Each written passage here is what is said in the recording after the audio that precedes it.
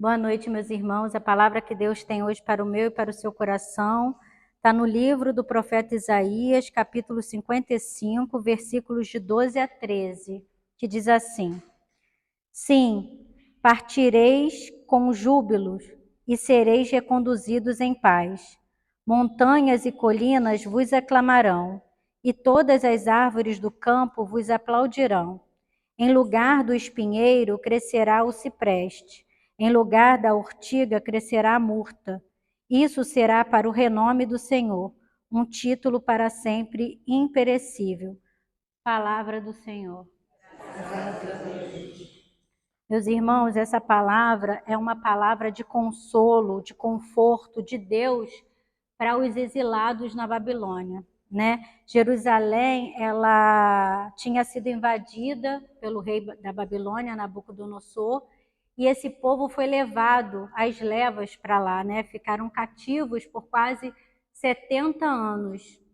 E passando então quase 7 décadas, o Senhor, ele começou a preparar esse povo para voltar a essa terra prometida, né? Então, Ciro, que era um rei persa, quando ele invade a Babilônia, ele vai libertando o povo para reconduzir esse povo a Jerusalém. E assim se cumpre essa promessa que Deus tinha feito através da boca do profeta Isaías, né?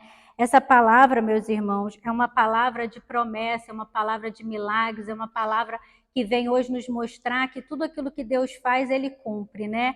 Ele já vai preparando o povo para voltar a Jerusalém. Aquele povo, ele já estava enfraquecido, já estava quase desistindo, né? Sem esperança, e Deus, através do profeta, Ele dá essa esperança a esse povo. Hoje, o que o Senhor quer falar para nós através dessa palavra é que muitas das vezes nós que estamos aqui ouvindo essa palavra podemos estar passando por situações semelhantes a esse povo, porque existem exílios que não são físicos, mas são exílios espirituais, existenciais. Muitas vezes estamos abatidos, nos sentindo injustiçados, nos sentindo tristes, sentimos que nossa vida não tem propósito, sentimos que nossos sonhos não foram ainda realizados, que as promessas da nossa vida ainda não se cumpriram, que nossos planos não se concretizaram.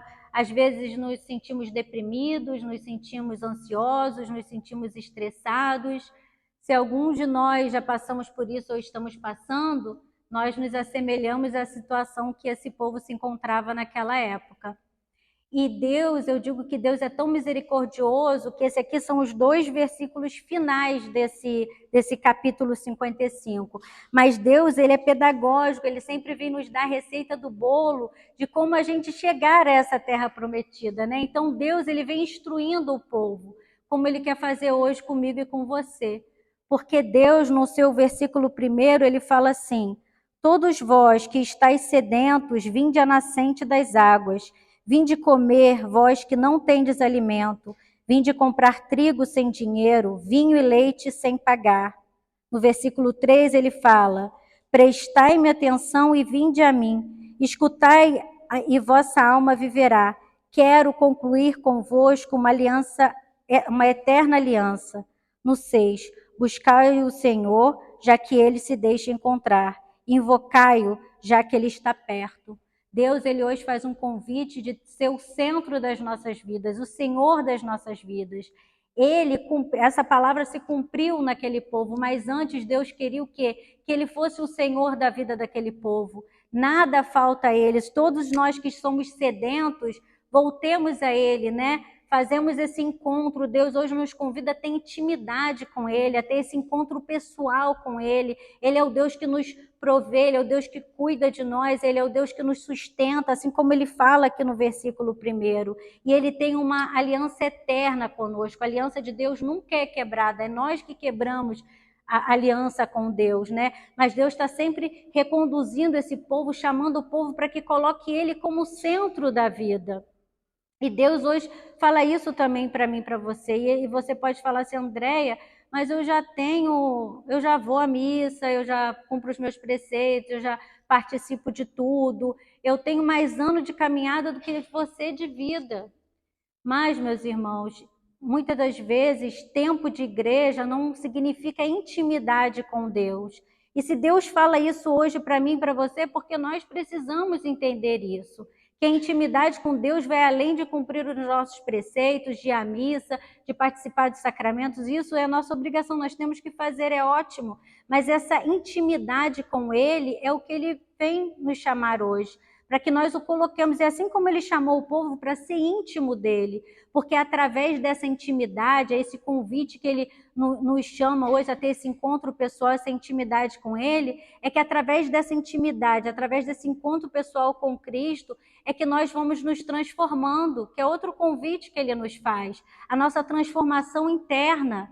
A gente para de se preocupar em pedir para Deus para que transforme o outro, porque nós sabemos que através do Espírito Santo nós podemos ser transformados, e nós começamos a pedir: Senhor, envia teu Santo Espírito, transforma o meu pensar, o meu falar, o meu sentir, o meu agir, tudo que é em mim precisa ser transformado.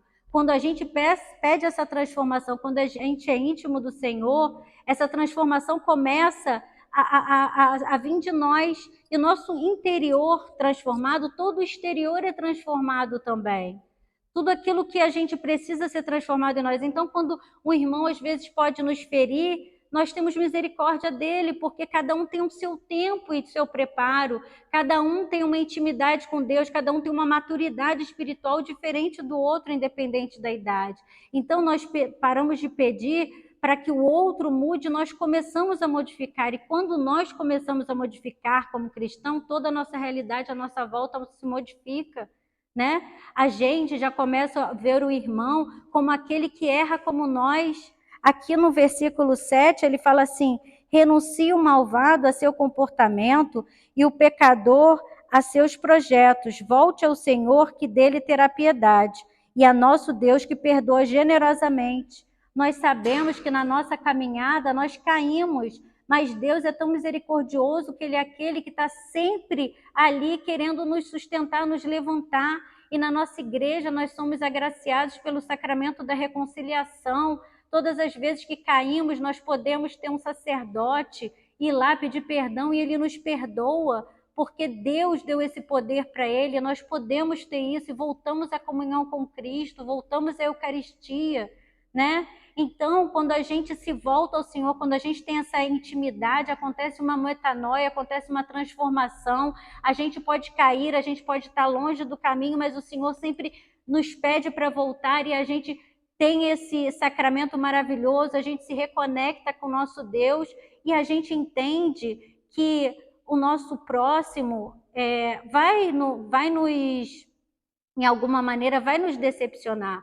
Eu vou decepcionar vocês, vocês podem me decepcionar, os nossos líderes espirituais poderão nos decepcionar, mas quando a gente não serve a igreja, templo concreto, quando a gente é servo verdadeiramente do Deus Altíssimo, a gente entende, tem maturidade de saber que nós somos imperfeitos, que nós não vamos sair da nossa igreja, do nosso grupo, da nossa religião, porque um irmão errou conosco. Nós vamos agir com misericórdia, porque nós também somos imperfeitos. E é isso que é maturidade espiritual, é isso quando a gente coloca o Senhor no centro das nossas vidas, que vai produzindo esses frutos em nós. Sabemos que o irmão é tão pecador, tão imperfeito e tão cheio de erros como nós.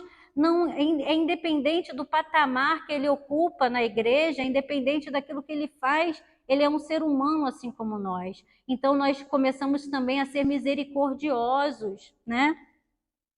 No versículo 8, ele diz assim: pois os meus pensamentos não são os vossos, e o vosso modo de agir não é o meu, diz o Senhor. Mas tanto quanto o céu domina a terra, tanto é superior a vossa a minha conduta, e meus pensamentos ultrapassam os vossos. O pensamento de Deus é sempre superior ao nosso. Até em Provérbios acho que fala assim: ao homem cabe fazer seus planos, mas a palavra certa sai da boca de Deus. Porque a nós cabe pensar, a nós cabe pedir, mas os pensamentos de Deus, eles são superiores. Os planos que Deus tem para cada um daqui de nós é muito maior do que a gente possa pensar, pedir ou imaginar, ou que subiu ao nosso coração, porque Deus já está no nosso futuro. E às vezes a gente também recebe o não de Deus e a gente não entende porque ele sabe que aquilo lá na frente não vai ser bom para nós, né? Então ele já vai agindo, o pensamento dele é muito superior. E aí ele fala no versículo 11: assim acontece a palavra que minha boca profere, não volta sem ter produzido seus efeitos, sem ter executado a minha vontade e cumprido a sua missão. A palavra de Deus, ela não volta vazia, ela sempre produz os efeitos. Assim como ela produziu os efeitos naquela época para aquele povo, ela está produzindo esses efeitos agora. Assim como Deus prometeu a Abraão, a Isaac e Jacó, aos seus descendentes, a esse povo que estava exilado naquela época, e toda a palavra de Deus se cumpriu, se cumprirá na nossa vida também. Deus tem milagres, Deus tem propósitos, Deus tem promessas para cada um de nós. Mas é preciso a gente entender que a palavra tem um tempo para produzir os efeitos. Às vezes, imediatamente nas nossas vidas. Às vezes, nós recebemos aqui, semana que vem a gente vem dar um testemunho, a palavra já produziu efeito. Mas às vezes também ela precisa de um processo, porque ela precisa de uma adequação e oportunidade. Muitas das vezes, o nosso coração precisa ser uma terra fecunda para essa palavra, ela germinar e dar frutos, né? E às vezes a gente não está tão aberto naquele momento. Às vezes, olha, eu há 10 anos atrás, eu não tinha mentalidade, eu não tinha talvez o coração aberto para a palavra de Deus que eu tenho hoje. Então, às vezes demora um pouco, mas ela irá se cumprir. Então, o que Deus vem falar hoje para mim e para você é que Ele quer ser o Senhor das nossas vidas. Ele quer que nós coloquemos Ele no primeiro lugar da vida dele, no centro, quer que tenhamos intimidade. O Senhor, Ele tem comigo e com você uma aliança irrevogável.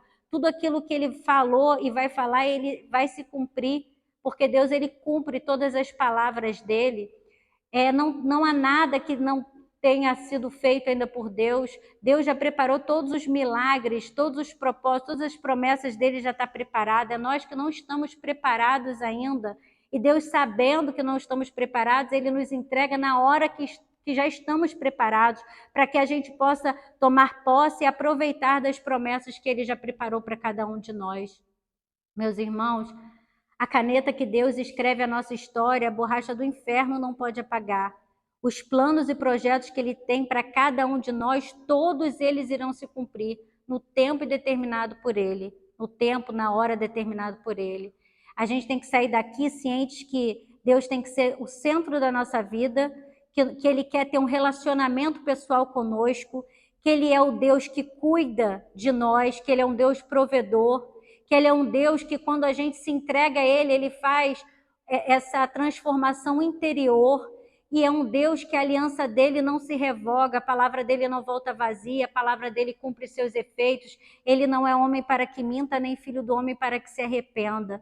Então, se nós voltarmos a Ele, colocarmos Ele em primeiro lugar, deixarmos Ele transformar o nosso coração ser terra fecunda, todas as promessas irão se cumprir na nossa vida, assim como se cumpriu desse povo. Amém?